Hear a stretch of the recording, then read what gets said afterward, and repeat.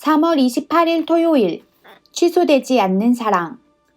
복음으로 하면 그들이 너희로 말미암아 원수된 자요 택하심으로 하면 조상들로 말미암아 사랑을 입은 자라. 하나님의 은사와 부르심에는 후회하심이 없느니라. 로마서 11장 28절에서 29절 말씀. 본문에서 그들은 유대인을, 너희는 이방인을 가리킵니다. 복음은 예수 그리스도의 십자가 복음을 말합니다. 이 복음이 아니었다면 이방인들은 하나님을 믿지 못했을 것이고 구원도 받지 못했을 것입니다.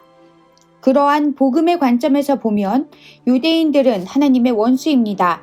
왜냐하면 복음을 받아들이지 않고 오히려 대적했기 때문입니다. 그러나 그들의 잘못된 선택이 결과적으로는 이방인들에게 구원의 문이 열리는 계기가 되었습니다. 원 가지들이 꺾인 자리에 돌 감람나무 가지들이 접붙임을 받게 된 것입니다. 그런 의미에서 새번역 성경은 이스라엘 사람들은 여러분이 잘되라고 하나님의 원수가 되었다고 풀이합니다. 물론 그렇게 의도한 것은 아니었지만 결과적으로 그렇게 되었다는 뜻입니다. 그렇다고 해서 그들이 처음부터 하나님의 원수였던 것은 아닙니다. 그들은 조상들로 말미암아 사랑을 입은 자라고 합니다. 누구의 사랑을 입었다는 것일까요? 물론 하나님의 사랑입니다. 그들의 조상은 하나님이 선택하여 믿음의 조상으로 세우신 아브라함이요, 하나님이 선택하여 애굽에서 해방시킨 이스라엘입니다. 따라서 택하심을 받았다는 관점에서 보면 유대인은 조상을 잘 둔 덕분에 기본적으로 하나님의 사랑을 받아온 사람들입니다. 그런데 바울은 왜 이 이야기를 하고 있는 것일까요? 하나님의 은사와 부르심에는 후회하심이 없다는 말씀을 선포하기 위해서입니다. 후회가 없다를 변경할 수 없다로 바꾸면 더 쉽게 이해됩니다.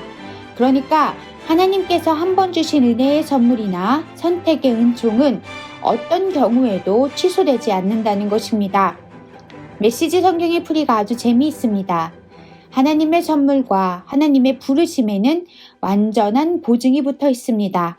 결코 취소되거나 무효가 될 수 없습니다. 왜 그러시는 것일까요? 이유는 그들을 사랑하여 택하셨기 때문입니다.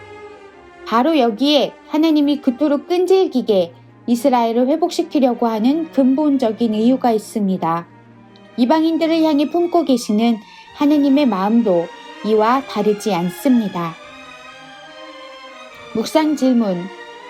결코 취소되지 않는 하나님의 사랑을 받고 있다는 사실을 실감하고 있습니까? 오늘의 기도.